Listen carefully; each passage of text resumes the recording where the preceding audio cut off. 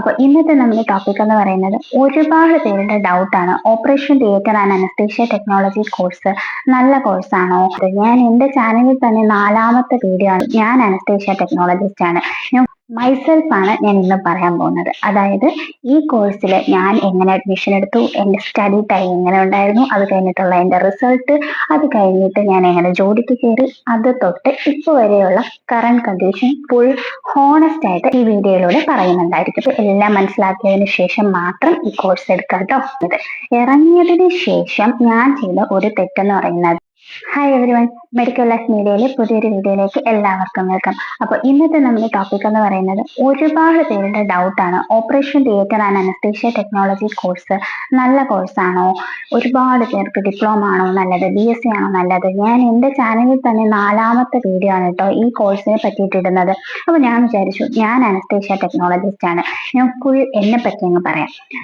Myself ആണ് ഞാൻ ഇന്ന് പറയാൻ പോകുന്നത്. അതായത് ഈ കോഴ്സിൽ ഞാൻ എങ്ങനെ അഡ്മിഷൻ എടുത്തു, എൻ്റെ സ്റ്റഡി ടൈം എങ്ങനെ ഉണ്ടായിരുന്നു, അത് കഴിഞ്ഞിട്ടുള്ള എൻ്റെ റിസൾട്ട്, അത് കഴിഞ്ഞിട്ട് ഞാൻ എങ്ങനെ ജോലിക്ക് കയറി, അത് തൊട്ട് ഇപ്പോൾ വരെയുള്ള കറണ്ട് കണ്ടീഷൻ ഫുൾ ഹോണസ്റ്റ് ആയിട്ട് ഈ വീഡിയോയിലൂടെ പറയുന്നുണ്ടായിരിക്കും. അപ്പോൾ ആരും സ്കിപ്പ് ചെയ്ത് പോകരുത് കേട്ടോ. കാരണം പ്രത്യേകിച്ച് ഈ കോഴ്സ് എടുക്കാൻ വേണ്ടി പ്ലാൻ ചെയ്യുന്ന ആരും സ്കിപ്പ് ചെയ്ത് പോകരുത്. എല്ലാം മനസ്സിലാക്കിയതിന് ശേഷം മാത്രം ഈ കോഴ്സ് എടുക്കാം കേട്ടോ.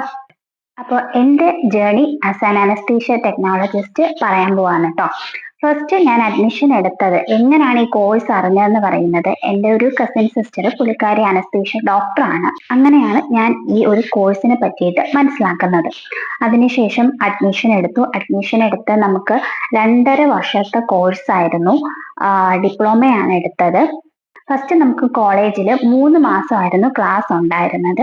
ക്ലാസ്സിലുണ്ടായിരുന്ന സബ്ജക്ട്സ് എന്ന് പറയുന്നത് അനാട്ടമി, ഫിസിയോളജി, മൈക്രോബയോളജി, ബയോമെഡിക്കൽ, ഇത്രയും സബ്ജക്ട്സ് ആയിരുന്നു എനിക്കുണ്ടായിരുന്നത്. 3 മാസത്തെ കോളേജ് കാലയളവിന് ശേഷമായിരിക്കും നമുക്ക് 5 മാസം ഓറിയന്റേഷന് വേണ്ടിയിട്ട് ഹോസ്പിറ്റലിലേക്ക് കൊണ്ടുപോകുന്നത്. ആ സമയത്ത് നമ്മുടെ ബാച്ചിൽ ഉണ്ടായിരിക്കുന്ന 15 പേരായിരുന്നു. 15 പേരിൽ 3 പേര് വീതം ഓരോ ടീമായിട്ട് ഡിവൈഡ് ചെയ്തിട്ട് 3 പേരെ ഓരോ ഡിപ്പാർട്ട്മെന്റിലേക്ക് കൊണ്ടെത്തിക്കുകയാണ് ചെയ്യുന്നത്. ആ ഡിപ്പാർട്ട്മെന്റിൽ അവർ 1 മാസം ഉണ്ടായിരിക്കുന്നതായിരിക്കും ഓറിയന്റേഷന് വേണ്ടിയിട്ട്. അപ്പോൾ നമുക്ക് ഉണ്ടായിരുന്നത് 5 ഡിപ്പാർട്ട്മെന്റ് എന്ന് പറയുന്നത്, ഒന്ന് എമർജൻസി, പിന്നെ ഒന്ന് CSSD, പിന്നെ ഒന്ന് ട്രീറ്റ്മെന്റ് റൂം അല്ലെങ്കിൽ പ്രൊസീജിയർ, OT-യിലും 1 month ഓറിയന്റേഷൻഷിപ്പ് ഉണ്ടായിരിക്കുന്നതായിരിക്കും. Then biomedical. ഈ 5 ഡിപ്പാർട്ട്മെന്റിലും ഓരോ മാസം ഓറിയന്റേഷൻ ആയിട്ട് നമ്മളെ നിർത്തിയിരിക്കുന്നതായിരിക്കും. ഈ 3 പേരായിട്ട് ഡിവൈഡ് ചെയ്ത ഓരോരോ ടീമിനെ. ഓക്കെ, ഈ 5 മാസത്തെ ഓറിയന്റേഷൻ കഴിഞ്ഞതിന് ശേഷമാണ് നമ്മൾ ഡയറക്റ്റ് ആയിട്ട് നമ്മൾ OT-യിലേക്ക്, ഓപ്പറേഷൻ തിയേറ്ററിനകത്തേക്കാണ് പോകുന്നത്. പിന്നെ നമ്മുടെ കൂടെ കോഴ്സ് ഫുള്ളെന്ന് പറയുന്നത് പ്രാക്ടിക്കലാണ്.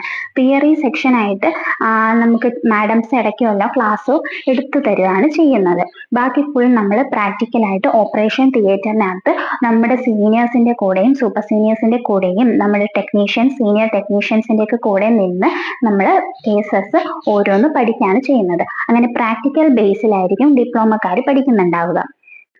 അപ്പോൾ നമ്മൾ ഈ ഓറിയന്റേഷൻ കഴിഞ്ഞതിന് ശേഷം നമ്മൾ OT-യിലേക്ക് കയറുകയാണ് ചെയ്യുന്നത്. പിന്നെ ഞാൻ പറഞ്ഞതുപോലെ അവിടെയുള്ള കാര്യങ്ങൾ കണ്ടും കേട്ടും ചെയ്തുമൊക്കെയാണ് നമ്മൾ പഠിക്കുന്നത്. ഇടയ്ക്ക് നമുക്ക് ക്ലാസ് എടുത്ത് തരുന്നതുമായിരിക്കും. എന്നാൽ മാഡംസോ അല്ലെങ്കിൽ അവിടുത്തെ ടെക്നീഷ്യൻസോ അങ്ങനെ ആരെങ്കിലും നമുക്ക് ക്ലാസ് എടുത്ത് തരുന്നതുമായിരിക്കും. അപ്പോൾ ഈ ഒരു 2 വർഷം എന്ന് പറയുന്നത് നമ്മൾ ഫുൾ പ്രാക്ടിക്കൽസ്, അവിടുത്തെ കേസസ് എല്ലാം, സർജറീസ് ഒക്കെ അറ്റൻഡ് ചെയ്തിട്ടായിരിക്കും നമ്മൾ മുന്നോട്ട് പോയിക്കൊണ്ടിരിക്കുന്നത്. അപ്പൊ ഞാൻ പഠിച്ച സമയത്തെന്ന് പറയുന്നത് എൻ്റെ സെക്കൻഡ് ഇയർ ആയപ്പോഴേക്കും കൊറോണ വന്നു. അങ്ങനെ നമുക്ക് ആ സമയത്ത് പഠിച്ച കുറെ ആൾക്കാർക്ക് മനസ്സിലാക്കാൻ പറ്റും, 1 ഇയറോളം പിന്നീട് എക്സ്റ്റെൻഡ് ചെയ്തായിരുന്നു നമ്മൾ പഠിച്ചിറങ്ങിയത്. അപ്പൊ അത്രയും ലേറ്റ് ആയിട്ടാണ് നമ്മൾ പഠിച്ചിറങ്ങിയത്. ഒരു 3 years ഒക്കെ നമുക്ക് ആയി. നമ്മൾ ഡിപ്ലോമ ആണെങ്കിൽ പോലും 3 years-ഓളം നമുക്ക് ആയിട്ടുണ്ടായിരുന്നു കേട്ടോ. അത് കഴിഞ്ഞ് എക്സാമിന്റെ കാര്യം, നമ്മൾ ഈ പഠിച്ചു കഴിഞ്ഞ് എക്സാം എഴുതുന്നത് ഈ 2 year കഴിയുമ്പോഴാണ് നമ്മൾ എക്സാം എഴുതുന്നത്. എക്സാം എഴുതി അതിന്റെ റിസൾട്ട് വരും മുന്നേ തന്നെ നമ്മൾ ഇന്റേൺഷിപ്പിലോട്ട് കയറാണ് ചെയ്യുന്നത്. ഇന്റേൺഷിപ്പ് 6 month ആണ്. 6 month ആ ഇന്റേൺഷിപ്പ് സമയത്തായിരിക്കും. മറ്റത് നമ്മൾ ഈ 2 വർഷം നമ്മുടെ കൂടെ ടെക്നീഷ്യൻസ് കാണും, സീനിയേഴ്സ് കാണും. നമ്മൾ ഒറ്റയ്ക്കായിരിക്കില്ല നമ്മൾ കേസ് ഹാൻഡിൽ ചെയ്യുന്നത്. പക്ഷെ ഇന്റേൺഷിപ്പ് സമയമാകുമ്പോൾ നമുക്ക് ഒറ്റയ്ക്ക് കേസ് തരാൻ തുടങ്ങും. കാരണം നമ്മൾ പഠിക്കണമല്ലോ, ഒറ്റയ്ക്ക് നിന്ന് ഓരോ കേസ് അറ്റൻഡ് ചെയ്യാൻ പഠിക്കേണ്ടതായി ആയതുകൊണ്ട് ഇന്റേൺഷിപ്പ് സമയത്ത് നമുക്ക് ഒറ്റയ്ക്ക് കേസ് തന്നു തുടങ്ങും. അപ്പോഴായിരിക്കും കുറച്ചുകൂടി നമ്മൾ ബെറ്റർ ആയിട്ട് നിൽക്കാൻ പഠിക്കുന്നത്. ഓക്കെ, അപ്പോൾ നമുക്ക് റിസൾട്ട് വരുമ്പോഴേ തന്നെ നമുക്ക് ഇന്റേൺഷിപ്പ് സ്റ്റാർട്ട് ചെയ്യുന്നതായിരിക്കും. ദെൻ റിസൾട്ട് വന്നതിന് ശേഷം പാസ്സാണോ ഫെയിൽ ആണോ എന്നതനുസരിച്ച് ആയിരിക്കും ബാക്കി ഇന്റേൺഷിപ്പ് ചെയ്യുന്നത്. പാസ്സായവർക്ക് അത് മുന്നോട്ട് കൊണ്ടുപോകാം. ഫെയിൽ ആയാൽ എന്ത് ചെയ്യും എന്നത് കുറച്ച് പേര് ഡൗട്ട് ചോദിച്ചായിരുന്നു. ഫെയിൽ ആയി കഴിഞ്ഞാൽ നമ്മൾ ഇന്റേൺഷിപ്പ് അവിടെ വെച്ച് ഡ്രോപ്പ് ഔട്ട് ചെയ്യും. ഡ്രോപ്പ് ഔട്ട് ചെയ്തതിന് ശേഷം നെക്സ്റ്റ് ഇയർ, അതായത് നമ്മുടെ ജൂനിയേഴ്സിന്റെ കൂടെ നമ്മൾ എക്സാം എഴുതി പാസ് ആയതിനു ശേഷം 6 മന്ത് ഇന്റേൺഷിപ്പ് മാത്രം നമ്മൾ ചെയ്തിട്ട് സർട്ടിഫിക്കറ്റ് മേടിക്കാവുന്നതാണ്. ഓക്കെ, പിന്നെ എക്സാംസിന്റെ കാര്യം എന്ന് പറയുമ്പോൾ നമ്മൾ ഈ പഠിച്ച എല്ലാ എക്സാമും ഒറ്റ ഇതായിട്ടായിരിക്കും എഴുതുന്നത്. ബാക്കി BSc എഴുതുന്നത് പോലെ first sem, second sem, third sem അങ്ങനെ സെമ്മായിട്ടൊന്നും അല്ല. നമ്മൾ ലാസ്റ്റ് ഒരു എക്സാം ആയിട്ടായിരിക്കും എഴുതുന്നുണ്ടാവുക. ആ എക്സാമിൽ എല്ലാ സബ്ജക്ട്സും ഇൻക്ലൂഡഡ് ആണ്. അപ്പോൾ എക്സാമിന്റെ കുറെ കാര്യങ്ങളെല്ലാം ഉൾപ്പെടുത്തിക്കൊണ്ട് ഞാൻ ഓൾറെഡി ഒരു വീഡിയോ ചെയ്തിട്ടുണ്ട്. അത് കാണാത്തവർ അത് ചെന്ന് കണ്ടു നോക്കാം. ഞാൻ ഡിസ്ക്രിപ്ഷൻ ബോക്സിൽ ലിങ്ക് കൊടുക്കുന്നതായിരിക്കും കേട്ടോ. അപ്പോൾ എൻ്റെ റിസൾട്ട് വന്ന് എനിക്ക് ഫസ്റ്റ് ക്ലാസ് വിത്ത് ഡിസ്റ്റിങ്ഷൻ ആയിരുന്നു. അത് കഴിഞ്ഞതിന് ശേഷം ഇന്റേൺഷിപ്പ് സ്റ്റാർട്ട് ചെയ്തു. 6 മന്ത് ഇന്റേൺഷിപ്പും കഴിഞ്ഞിട്ടാണ് ഇറങ്ങിയത്.